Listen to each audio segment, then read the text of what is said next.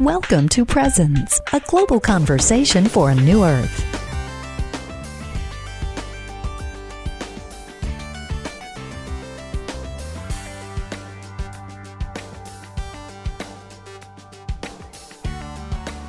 And hello, everyone, and welcome to Presence. I am Doug King, and I am going to be starting a new series. I finished up a project in August, and so we are getting back on the podcast track, if you will, here in September of 2021. That's the date when this series of discussions is happening. And as you have seen in the newsletter, the title of this series is Christianity is in Decline, and it's about time. And that, of course, has a dual meaning that really does focus on the word time. That's why I italicized the word time in my title of the series. That time will come into play here from many different aspects. And the time that we're talking about now is a special time in history. In my mind, it's an extremely significant time in history. We'll talk more about that as the series goes along. Because this series is a discussion of the current state of Christianity, why this state of decline is happening, and what does the future hold for us all? Those are all part of an ongoing discussion. So the issues of this for Presence started some time ago with the writings of my dad, his work, Max King. His first book, in fact, The Spirit of Prophecy, was printed in 1971, and the centerpiece of his work involved time.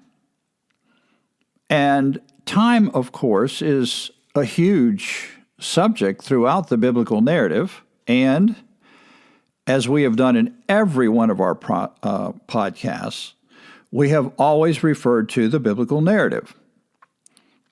Either my faith is going to come from the totality of the biblical narrative, or why bother?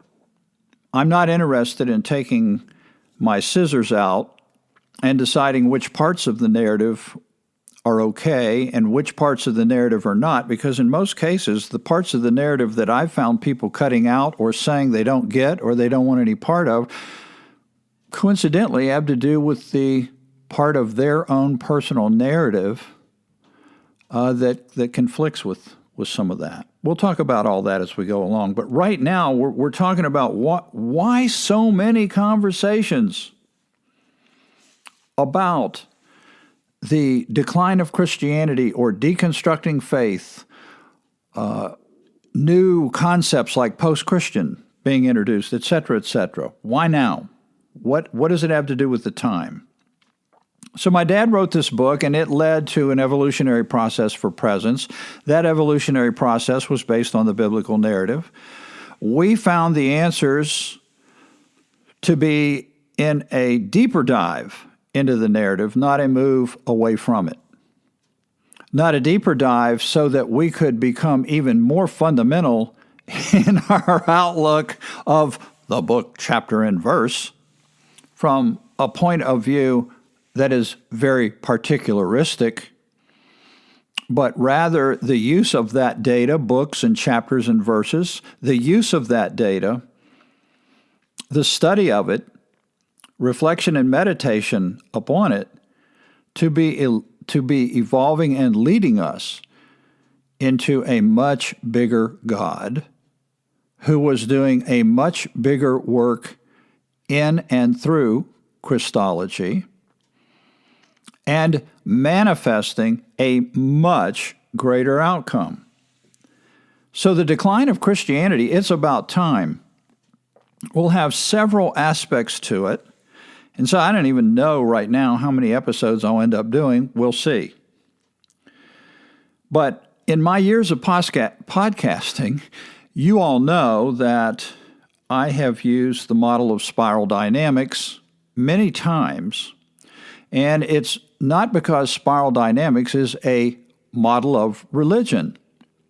In fact, if you belong to different spiral groups, which I do, most of the people in spiral dynamics are in other fields. They're in politics, like podcasting and websites that are done by Steve McIntosh, or they're in the world of finance, where spiral dynamics is used to show where we are in the evolution of global financial systems, as by Saeed Dalabani, a good friend who wrote the book Meme-nomics, or by people in education and people in all parts of the world, not even limited, such as Don Beck, who wrote the book Spiral Dynamics based on research from Claire Graves, going back some 40, 50 years now.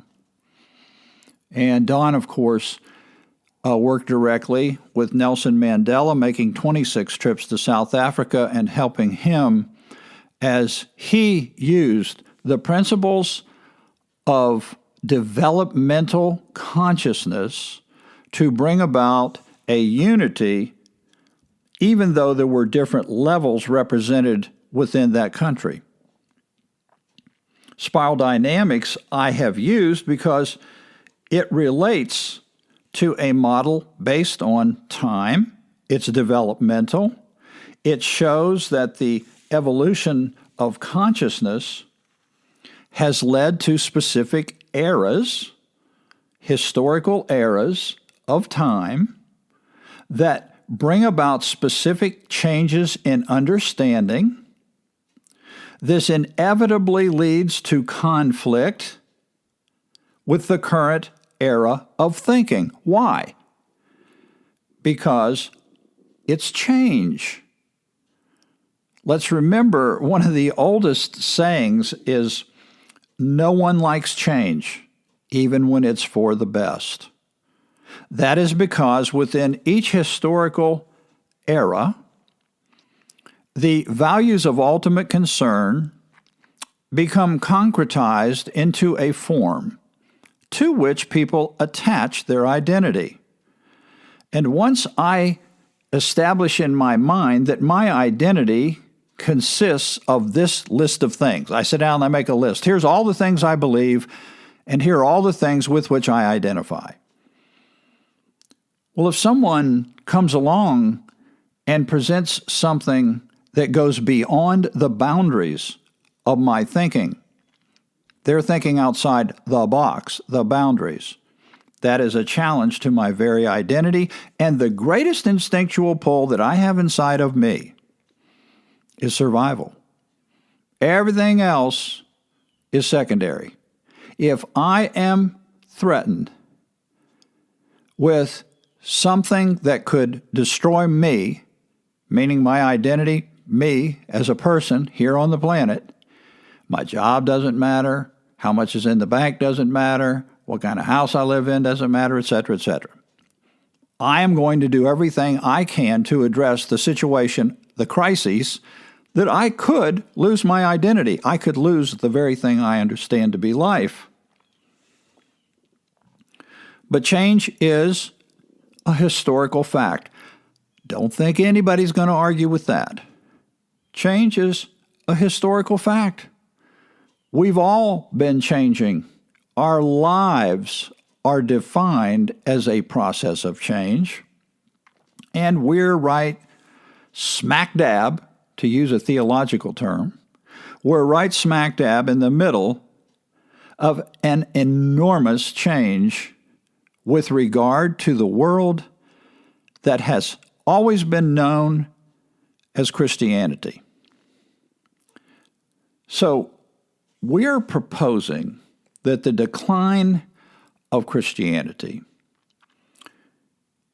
is coming at a time in history when the results of it will actually be for the very best. Wow. How can that be? Because at the same time that we say this, we're proposing that this is the beginning of a great movement forward for Christology. Now, notice I use the word Christology. I've done podcasts, and you can find them on presence.tv, with regard to the role and function of Christology as found in the biblical narrative, and I have gone through at great length using the biblical narrative in all its data of what it has to say about Christology to propose that Christology can have two different interpretations. One is the interpretation that has been handed down since the Holy Roman Empire of the early centuries after Jesus and the apostles left the scene. And what the Holy Roman Empire interpreted regarding Christology was that Jesus had come to bring us a new world religion. And in that traditional blue meme era, as those of you who have followed our spiral dynamics have seen, some of the values of ultimate concern are the establishment, the safety, and the security of both empire and institution. So it's no surprise that while you have a Caesar and you have generals and lieutenants, etc., lo and behold, in the Holy Roman Empire, you have a pope instead of a Caesar, you have cardinals instead of generals, you have bishops, and you have priests instead of centurions, and on we go. And that gets handed down. Male hierarchy, power and authority is all there, and Christology is interpreted then as a new form. A religion is a form. It is boundary-driven and must be boundary-driven in order to distinguish itself from all other religions. So Christology for 2,000 years has been handed down to us as a form. But not just a form that has stayed the same in the last 2,000 years. We'll talk about that in a minute. That is a form that has changed many times. So it's not as though Christians have always interpreted Christianity the very same way. We'll talk about that quite a bit when we talk about the decline of Christianity. But we're at the same time proposing, while Christianity declines, Christology can move forward if we are willing to see, with models like spiral dynamics, that our consciousness, as it has evolved, has interpreted the same data in different ways, in more inclusive ways. And that we are at a point in time in history now where we, and I say we, those of us across the planet, because Presence has a board that's made up of people from just about every continent, and we have followers that open and read our newsletter from all over the world. I think the last Danae looked, there was like 37 different countries that look at our stuff. And it's basically representing the appearance of a new way of looking at Christology, not the abandonment of Christology, but rather than seeing Christology as a form, we believe the narrative clearly reveals Christology as transform, meaning that Christology is the transformative work of God, and the whole story is to be about God. In the beginning, God, then comes the end, when God is revealed as all in all. It's a narrative about God. God spoke in times past, God speaks in the last days. It's God all the way through.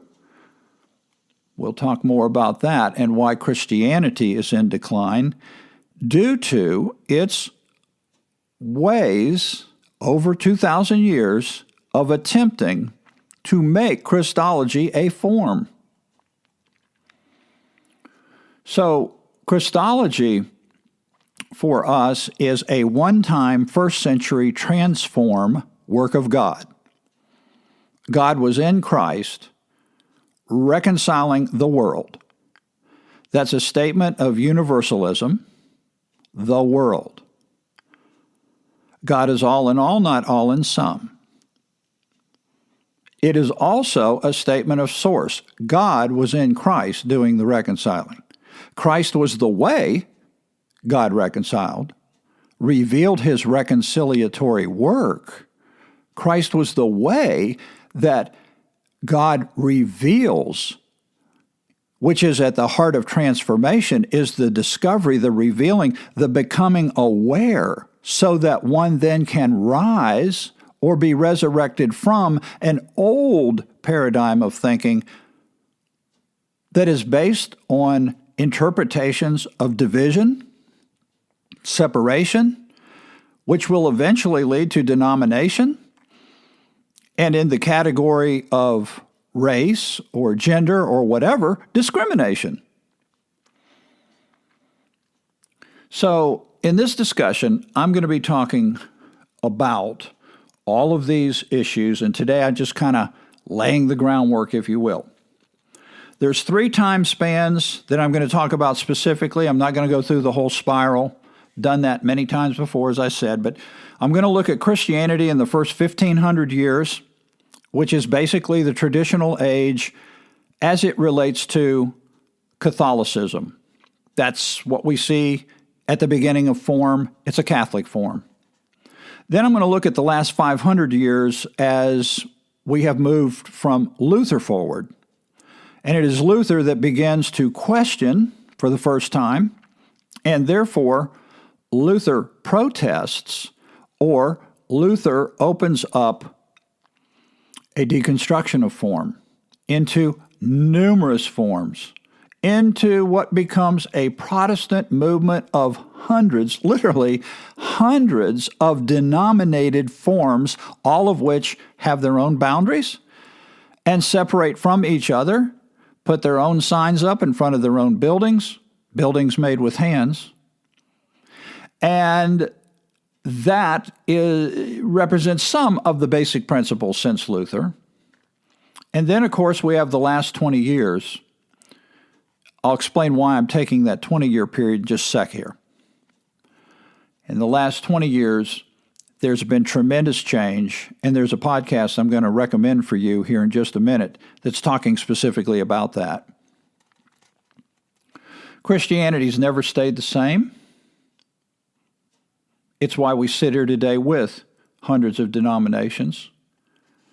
And denominations are here now, and they're here in the U.S., and we're experiencing all this decline, et cetera, et cetera. I'll mention just a few statistics here from articles that I get from different people and I find on my own research. But just looking at the stats here about this discussion about the decline of Christianity, which again I want to emphasize, I see as a good thing, not because we're moving away from Christ and Christology, but rather because we are moving to a higher view, a more inclusive view, a more powerful view of Christology, which was never pointing to the self itself, but was always pointing away from itself and the self to that which is the only source of identity, meaning God. And God has no boundary, and therefore neither does my identity or the identity of every person on this planet.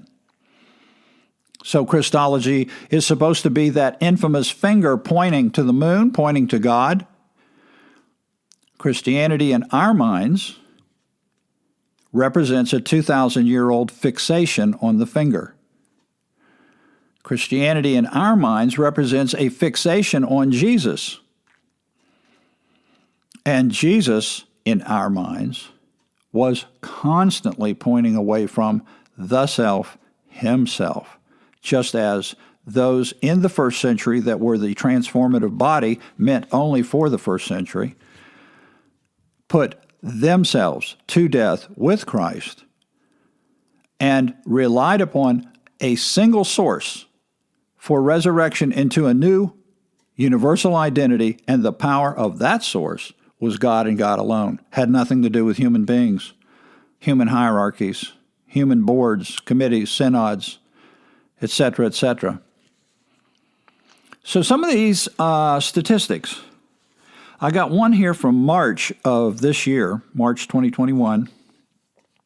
The highlights of it, I won't go through all these. I'm just going to read you some highlights to give you a flavor of what we're talking about, what's going on out there. Many of you already know a lot of these things. And hey, if you've got podcasts that you think I need to listen to or books I need to read, send it along to me, Doug@presence.tv. Doug@presence. Send it along. Join the conversation. Gallup poll says in 2020, 47%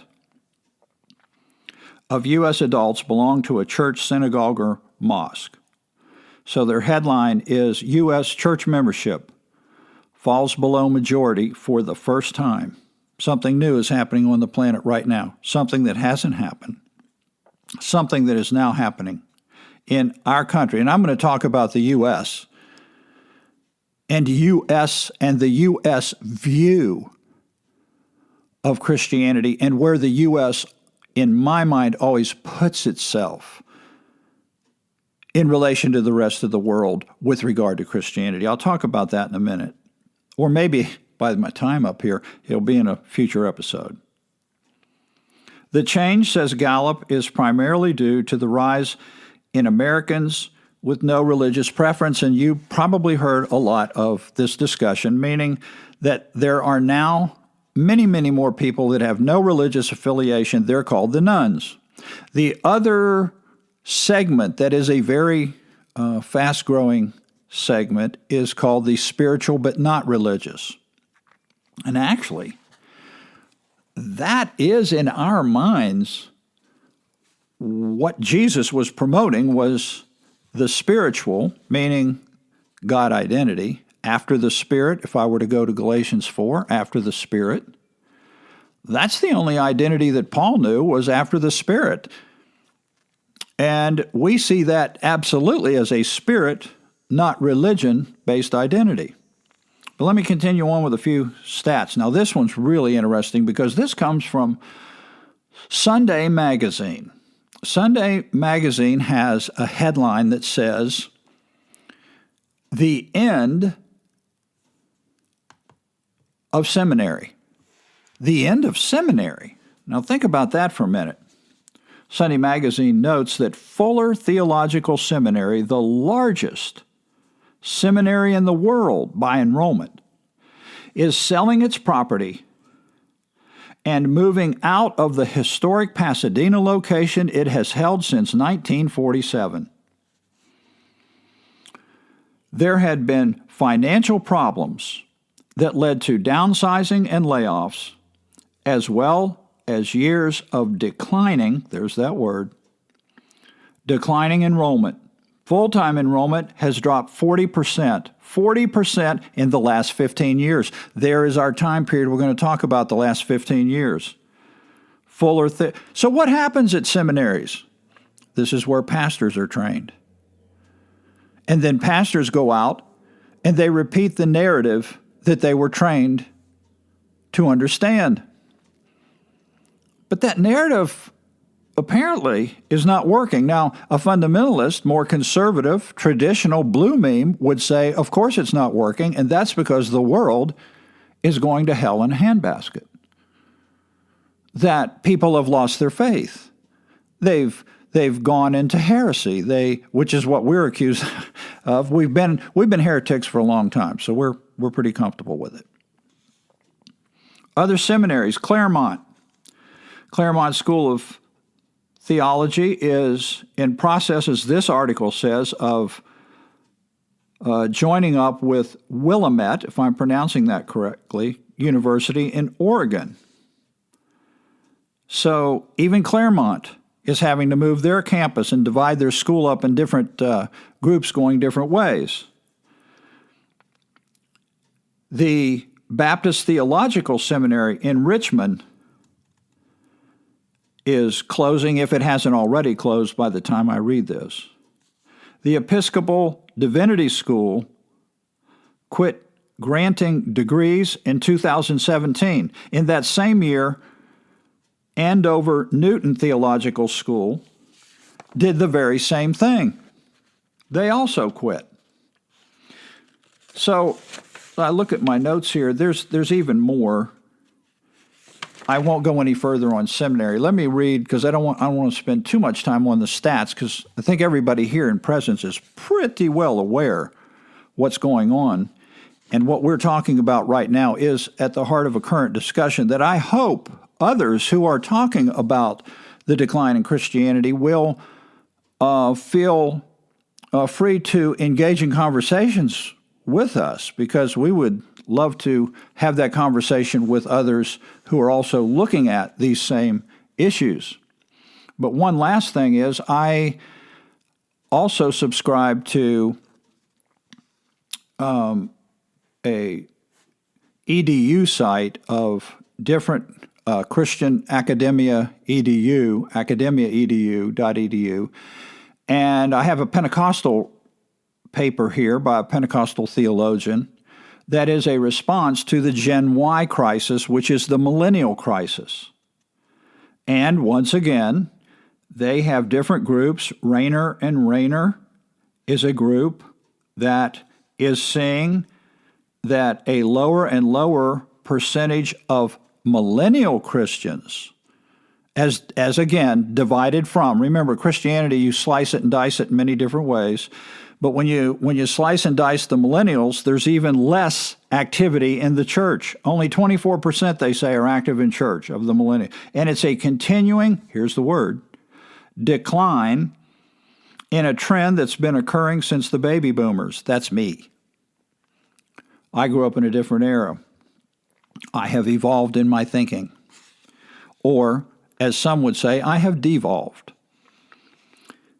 Even more concerning is that only 13% of millennials overall, any millennial you talk to, will consider spirituality to be an important part of their lives, and a very low percent of millennials overall ascribe to the scriptural beliefs and core beliefs of evangelical Christianity. That's not surprising, is it?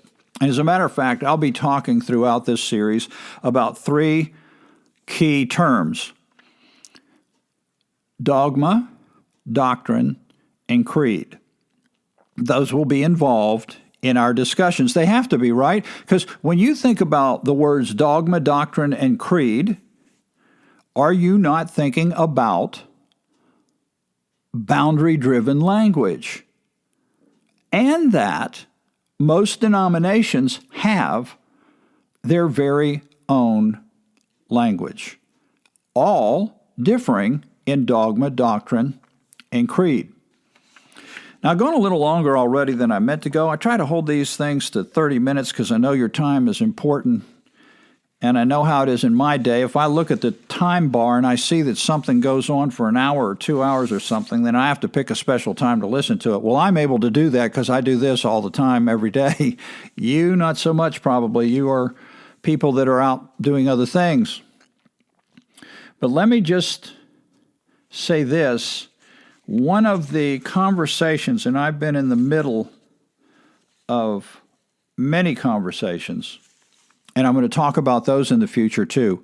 There are so many conversations going on. Danae did a quick look for me on hashtag deconstructing faith, and she found over 1,100 different hashtag deconstructing faith. Woo! So as I close here today, I want to recommend to you something I signed up for. I signed up for a podcast being done by Tripp Fuller, Brian McLaren, and they are doing a title. I'm looking for it here. They are doing a podcast, and I mentioned Tripp and Brian because they are both friends of the family, we have tremendous respect for, by the way, and I'll talk about that more next time too as well. But they're doing a podcast called The title is, "Oh God, What Now?" ? Christianity 20 years after 9/11. They're doing a look at what's happened to Christianity in the last 20 years.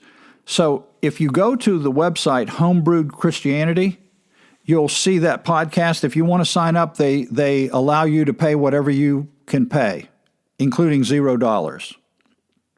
I've signed up for it. I've contributed money to it because I respect the work they've done.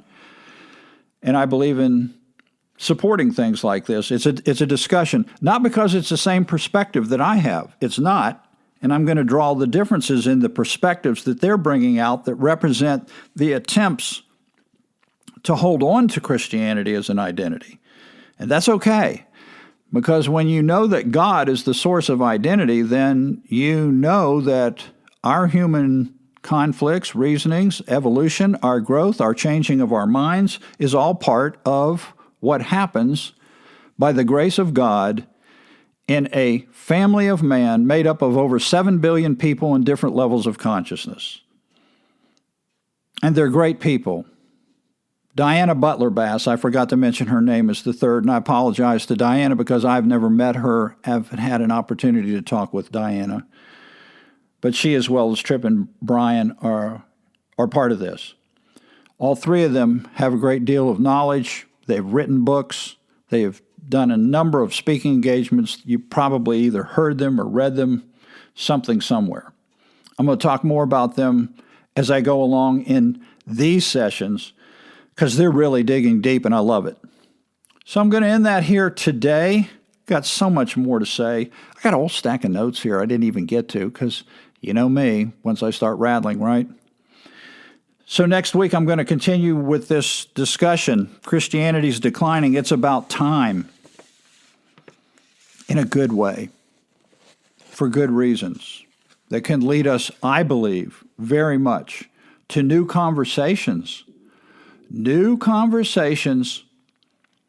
that can take place on a more inclusive level and for the right reasons and in the right way. So, hope everybody out there has a great week. I'll be looking forward to next week as we continue through this, probably through the fall here for a while, talking about the historic time in which we live. I'll see you later.